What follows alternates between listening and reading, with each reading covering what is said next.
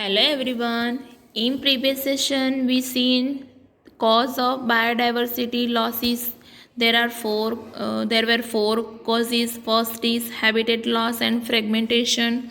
Second was overexploitation. Third one was alien species invasion, and last is coexistence.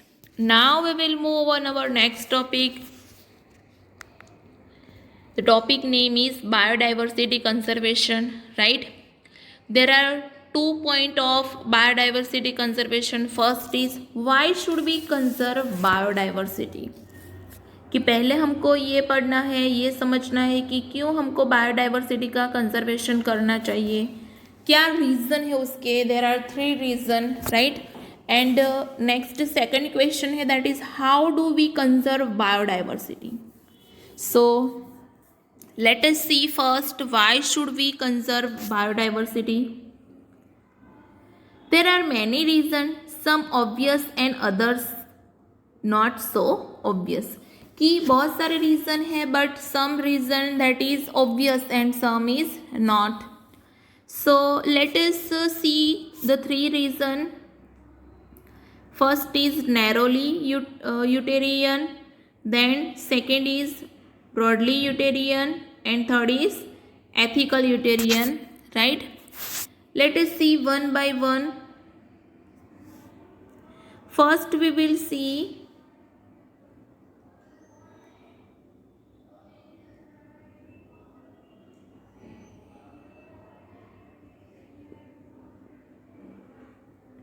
narrowly utilitarian. First हम देखेंगे narrowly यूटेरियन.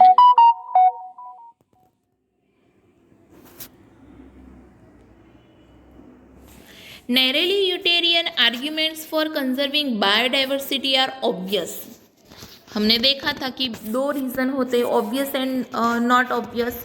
So first is obvious reason आपको derive किया है यहाँ. Human derive countless direct economy benefits from nature foods. For example हम nature food की बात करें तो first cereals, pulses, fruits, firewoods, fibres, construction material, right.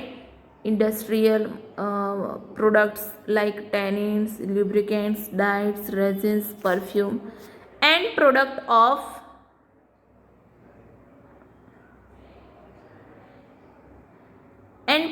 of medicinal important, right. So ये जो है वो यूज़ है बायोडाइवर्सिटी का कि human derive countless direct economic benefit from nature, right. Like food में हमको दिया है cereals, pulses, fruits, right. You all are aware about that kind of food. Firewoods भी देता है, fibres, construction material, industrial products like tannins, lubricants, dyes, resins, and perfumes, right. Then product of medicinal importance. So more than 25% of 25% of the drug currently sold in market worldwide are derive from plants. कि plants में से जो भी product हम लेते हैं उसमें से 25% जो होती है वो करंटली 25% ड्रग होती है जो सोल्ड होती है मार्केट में. And 25,000 species of plant contribute to the traditional medicine use by native people around the world. कि 25,000 स्पीसीज है प्लांट की that contribute to the traditional medicine used by native people around the world. Nobody knows how many more medicinal useful plants there are in tropical rainforest waiting to be explored. Means what कि कोई नहीं जानता कि कितनी species अभी discover करनी बाकी है. ट्रॉपिकल रीजन में तो ऐसा ही है कि we don't know that how many species remaining for to be explored, right. So with increasing resources put into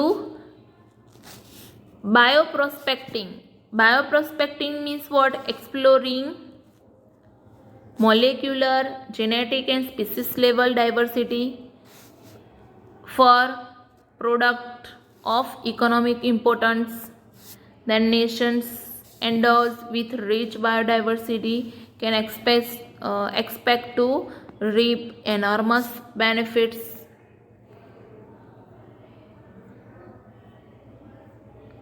Okay.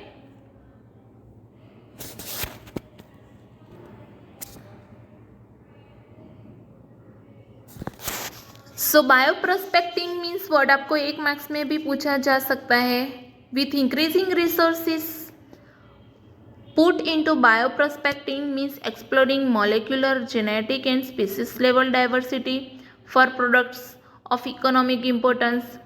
Nations endowed with rich biodiversity can expect to reap enormous benefit. बहुत सारे benefit हम ले सकते हैं biodiversity से, right. और ज़्यादा से ज़्यादा हम अपने नेशन को फ़ायदा दिलवा सकते हैं ये प्रोसेस से, बायोप्रोस्पेक्टिंग प्रोसेस से. Okay. So this all about narrowly utilitarian, right. कि हम एग्जैक्टली जो काउंटलेस बेनिफिट है बायोडाइवर्सिटी के वो कैसे यूटिलाइज कर सकते हैं, हम कौन से वे से हमको यूज़ कर सकते हैं. That is called narrowly utilitarians, right. Next हम देखते हैं ब्रॉडली यूटिलिटेरियंस.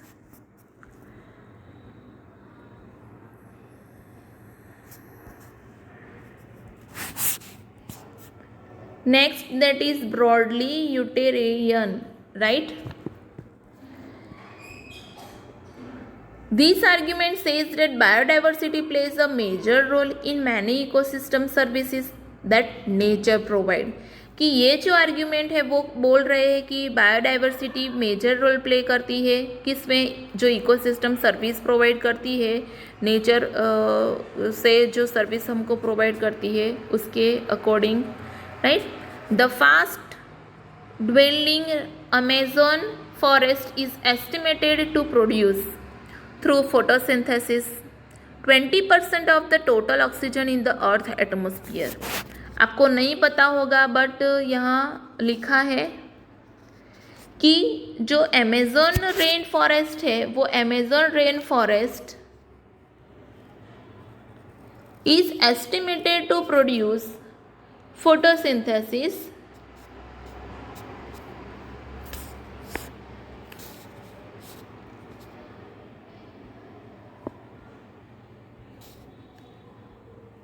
20% ऑक्सीजन हमको देता है वो अमेज़न फॉरेस्ट है वो, क्योंकि वहाँ बहुत सारी स्पीसीज, प्लांट स्पीसीज ग्रो की गई है. तो वर्ल्ड में से जो भी ऑक्सीजन मिलता है उसमें से 20% ऑक्सीजन जो है वो अर्थ के एटमॉस्फेयर को वो देता है. Can we put an economic value on this service by nature? No, we can't put any value, right. क्या है उसका रीज़न? कि वो अनवैल्यूएबल है, उसकी कोई चीज़ नहीं होती, वैल्यू नहीं होती. फॉर एग्ज़ाम्पल आप ऐसा क्वेश्चन करो कि मम्मी और पापा आपको कितना प्यार करते हैं, right. That not valuable, right. Unlimited love होता है हर एक पेरेंट्स को अपने बच्चे पे. So that kind of service provided biodiversity to us, right. कि हमको बायोडाइवर्सिटी ऐसी सर्विस प्रोवाइड करती है. You can get some idea by finding out how much your neighbourhood hospital spend on a cylinder of oxygen. कि अभी corona की situation है तो आप एज्यूम कर सकते हो कि एक सिलेंडर आपको ऑक्सीजन का चाहिए तो कितना वैल्यू होता है उसका, राइट. बट यहाँ तो हमको ज़्यादा से ज़्यादा ऑक्सीजन देता है नेचर डाइवर्सिटी, बट हम उसको कुछ रिप्लाई नहीं देते, हम उसको कुछ देते नहीं है, राइट. दूसरा है pollination. Pollination without which plants can not give us fruit and seeds. आपको पता है कि पॉलिनेशन के बारे में बात हम करें कि पॉलिनेशन से क्या होता है, फ्रूट और सीड मिलता है. बट अगर पॉलिनेशन ही ना हो तो प्लांट हमको फ्रूट एंड सीड नहीं दे पाता है. तो पोलिनेशन की सर्विस के लिए हमको दूसरे लोग का भी इम्पोर्टेंस देना होगा, राइट। दूसरे भी ऐसे पर्सन है या फिर लिविंग ऑर्गेनिज्म है जिसको इम्पोर्टेंस देना चाहिए, जिससे हमको फ्रूट एंड सीड मिलता है। वो कौन है? bees, bumblebees, birds and bats. That is the pollinating agents and which helps in pollination, and that why plant give us to fruits and seeds. What will be the cost? What will be the cost of accomplishing pollination without help from natural pollinators? हम natural pollinators के अलावा pollination कर ही नहीं पाते हैं, तो cost की तो कोई बात ही नहीं है, right. There are other intangible benefits that we derive from nature. Aesthetic pleasures means के हम ऐसे भी चीज़ें कर सकते हैं, right. That is called intangible benefit that we derive from natures, कि हम ऐसे बेनिफिट भी नेचर से ले सकते हैं। For example, the aesthetic pleasure of walking through thick woods, right. Walking जो होता है वो सुबह सुबह हम पूरे एरिया में ग्रीनरी में वॉक करें, दैट इज जो हमको नेचर से मिलता है। देन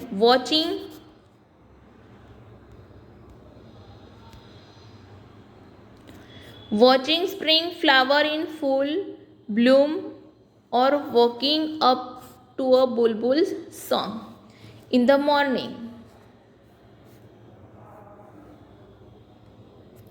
कि हम ऐसे भी जो पिक्चर है वो हमने देखा होगा कि स्प्रिंग सीजन में फ्लावर जैसे खिलते हैं, ओपन होते हैं, राइट। वो हम देख सकते हैं, वो भी नेचर से ही देख सकते हैं हम। अपने आप तो हम बोलते हैं तो फूल ऐसे ग्रो नहीं हो जाता, राइट।